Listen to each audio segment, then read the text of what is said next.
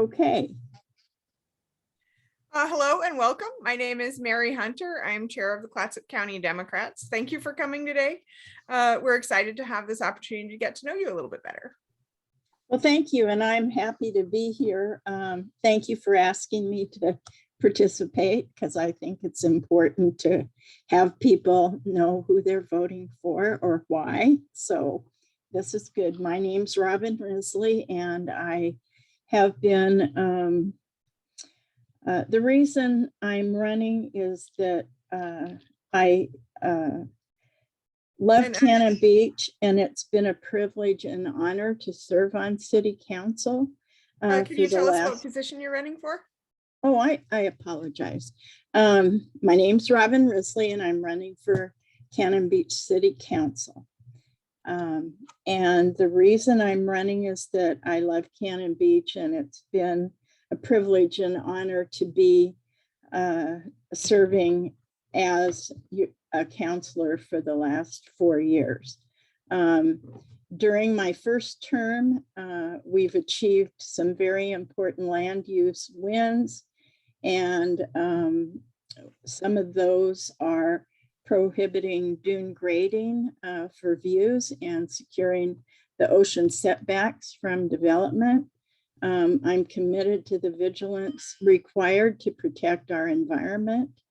The reason I moved to Cannon Beach in the first place is that I was drawn by the beauty of the people and the environment and the excellent education that my daughter was able to receive, and the academy now is continuing to provide that. The academy? Yes, the Cannon Beach Academy. Yes. Because I think it was around in 2014, the school was closed, and we were devastated because it was such a lovely school. But since we've been able to start the Cannon Beach Academy, and it's doing very well. I think they have 60 students now, and we're real proud of their accomplishments. Are you involved with the Cannon Beach Academy then? I do support it financially. I wish I could do more things there, but that's where my abilities are, I guess. Is that a private school or a public school? It's a public school. Okay. So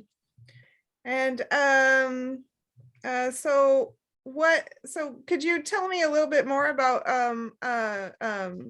why you're running for city council? Well, there are so many things that we accomplished this last year with COVID.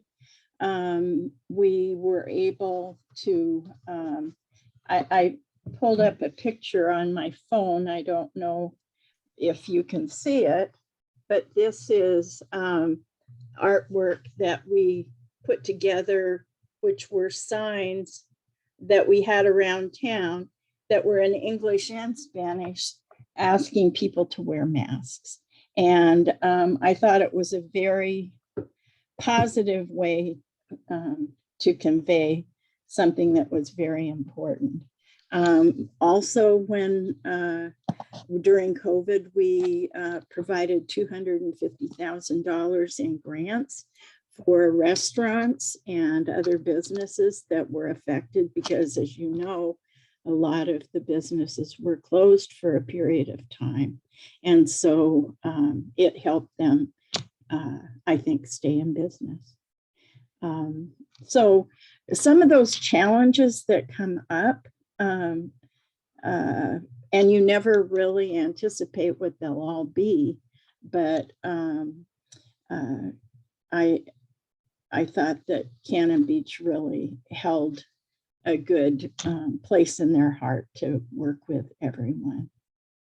And can you tell me what your other question was? Next one is, what experience or background do you have that you feel prepares you for this position? Okay. Well, through my many years of being on different boards, I was an Oregon State Parks Commissioner from 2008 to 2017, where I traveled the state and was appointed by the governor to have that position.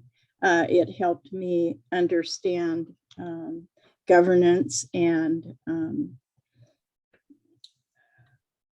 how you work with different situations in different areas. And we have such a variety of things that come our way. Just last night when we were having a city council meeting, we're talking about psilocybin mushrooms and whether we're going to allow the retail piece and the manufacturing piece of mushrooms in Cannon Beach. And that's something that I don't think you'd anticipate discussing, but there's always something that adds a little more to your, what would I say, experiences. And I enjoy the challenge of that. We have so many large scale initiatives in motion right now, and the public input is paramount. What we are doing right now is the code audit.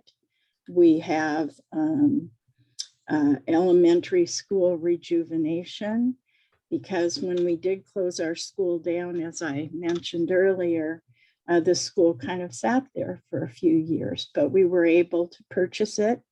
And now we are planning what kinds of things we're going to do with that lovely property. We have the Nakus piece, which is the Clatsop-Nehalem tribe has a piece of land around it. And so it's going to complement the heritage that provides. We have a food pantry that's also associated with the school, and we'll be deciding whether it will move or whether it will stay. We have a transportation system plan that we've been looking at and making kind of our final input into it. We have a new City Hall police station that we're, you mentioned one of the questions would be the restaurant food tax.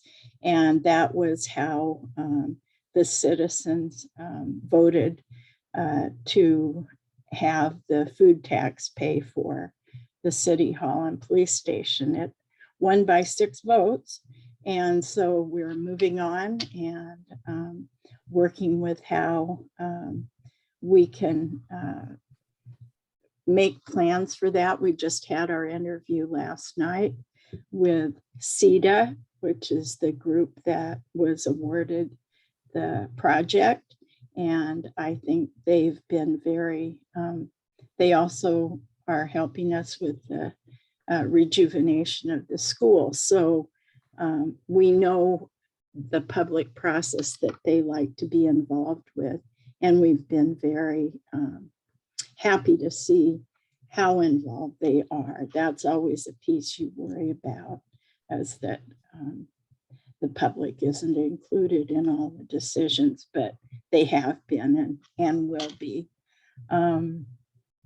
We also are talking about workforce housing in Cannon Beach. That's a bit of a challenge because our property values are so high.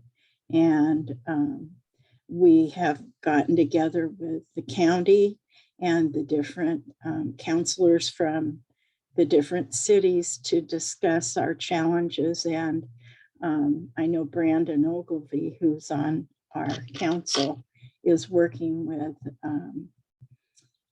our city planner to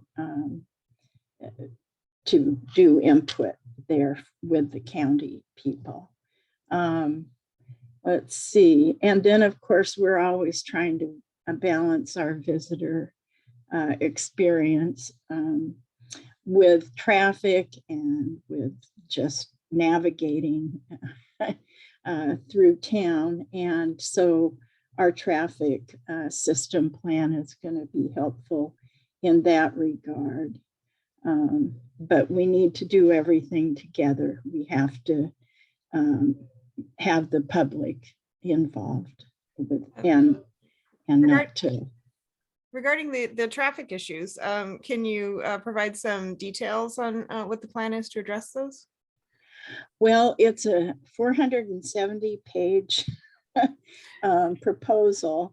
So some of the things that we're trying to do is look at the four-way stops to address some of them, especially the one on near the Pelican restaurant. That's a four-way stop that can get very bottled up in the summertime. And so we're talking about how we're going to do that. And let me see what else. There were suggestions for a roundabout, but I think we've decided not to do that at this time. But the transportation plan is a 20-year plan. And so we're not going to be just starting to do everything at once. We'll need to find grants for a lot of the projects. And of course, again, there will be the public input to help guide us about whether it's something the community wants to do or not. Okay, thank you. And can we circle back around to the prepared food tax? I'm wondering what your position is on that.